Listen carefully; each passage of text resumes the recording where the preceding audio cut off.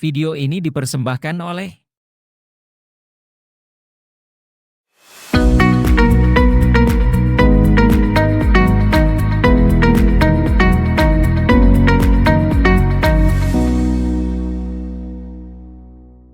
Assalamualaikum warahmatullahi wabarakatuh. Ketemu kembali dengan Bapak Mirmawardi.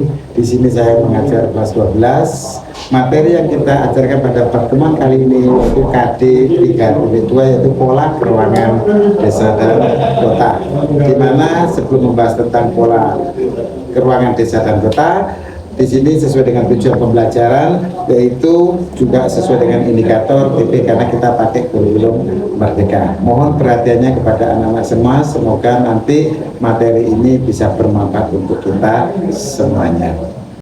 Interaksi desa dan kota, beristilah berinteraksi itu adalah timbal balik, di mana dalam timbal balik dalam berinteraksi itu ada istilahnya timbal balik antara dua wilayah, kemudian adanya pergerakan, di mana pergerakan itu bisa barang, bisa orang, maupun informasi. Kemudian ketika timbul gejala baru dengan adanya pergerakan yang ditimbulkan oleh dua wilayah tersebut dalam berinteraksi. Di mana dalam interaksi antara desa dan kota itu dipengaruhi oleh beberapa faktor. Ada 3. Satu, faktor pertama menurut Edward Ullman itu adalah ada regional komplementari atau wilayah yang saling melengkapi. Kemudian yang kedua yaitu adanya intervening opportunity, yaitu ada sebuah wilayah yang mengintervensi. Jadi kalian harus tahu. Kemudian yang ketiga adanya spatial transfer ability, kemudahan pindah dari kemudahan pindah satu barang dari tempat satu ke tempat yang lainnya. Itulah 3 faktor yang mempengaruhi interaksi. Dalam interaksi antara desa dan kota itu ada dampaknya. Dampak interaksi antara desa dan kota, di sini saya akan menjelaskan dampaknya bagi kota. Dampak itu bisa positif maupun bisa negatif. Oleh karena itu sangat penting sekali Anda ketahui semuanya bahwa dampak dari interaksi pasti ada. Dampak positif daripada adanya interaksi antara desa dan kota, bagi kota khususnya, nanti bagi desa akan saya jelaskan juga. Untuk bagi kota terjadi 1, peningkatan ekonomi. Kemudian kedua, ketersediaan tenaga kerja yang berasal dari desa. Kemudian yang ketiga, adanya pembentukan pasar-pasar baru yang ada di wilayah kota. Dan yang terakhir itu dampak positifnya, di kota itu memiliki sebuah identitas baru, yaitu kebudayaan baru, yang mana berasal dari kebudayaan yang berasal dari masyarakat desa yang dibawa oleh para urban. Itulah beberapa dampak positif bagi kota. Nanti penjelasannya akan saya jelaskan secara detail satu persatu dari dampak tersebut. Dampak positif yang pertama tadi kan munculnya sebuah peluang bisnis baru, yaitu dengan adanya peningkatan akses ekonomi. Yang pertama, di mana dengan adanya peluang bisnis baru, para pendatang maupun khususnya warga kota akan membuka bisnis baru yang mana meningkatkan pendapatan.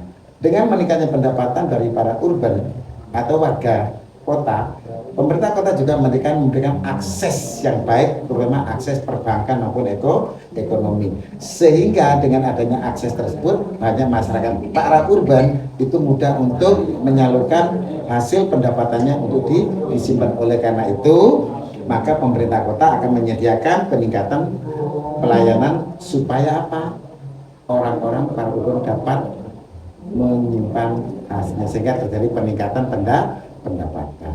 Dengan adanya geliat kegiatan ekonomi maupun kegiatan yang lainnya di kota, maka pemerintah kota khususnya untuk memberikan pelayanan yang baik, maka pemerintah kota berusaha untuk memberikan perbaikan infrastruktur yang diperuntukkan bagi publik, yaitu warga kota, baik itu warga kota asli maupun pendatang. Supaya apa? Dengan adanya infrastruktur yang baik, maka akan terjadi peningkatan investasi di kota tersebut.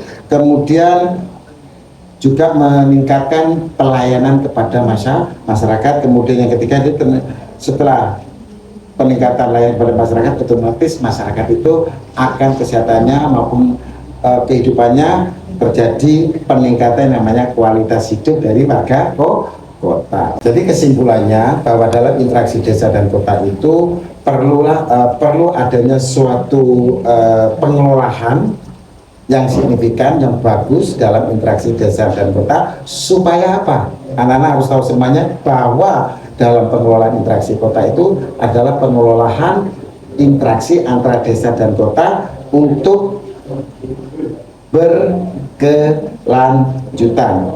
Salah satunya apa, Pak? Di pengelolaan secara berkelanjutan, bagaimana terjadi pengembangan ekonomi, kemudian perencanaan tata ruang untuk masyarakat kota, kemudian pemberdayaan masyarakat, serta kerjasama antar wilayah. Sehingga apabila keempat poin tersebut berjalan, saya yakin kota itu akan maju, pembangunan akan berkelanjutan. Itulah daripada adanya interaksi antara desa dan kota. Itulah dari penjelasan dari dampak interaksi antara desa dan kota. Anak-anak bisa mengakses melalui rumah belajar maupun melalui media yang lainnya. Mudah-mudahan dengan media ini anak-anak bisa belajar terus dimanapun kalian berada, baik di sekolah, di rumah maupun di lingkungannya. Bahwa belajar itu berlaku seumur hidup, long life education. Selamat belajar anak-anak, pasti kalian akan maju, masa depanmu pasti cerah. Terima kasih. Assalamualaikum warahmatullahi wabarakatuh.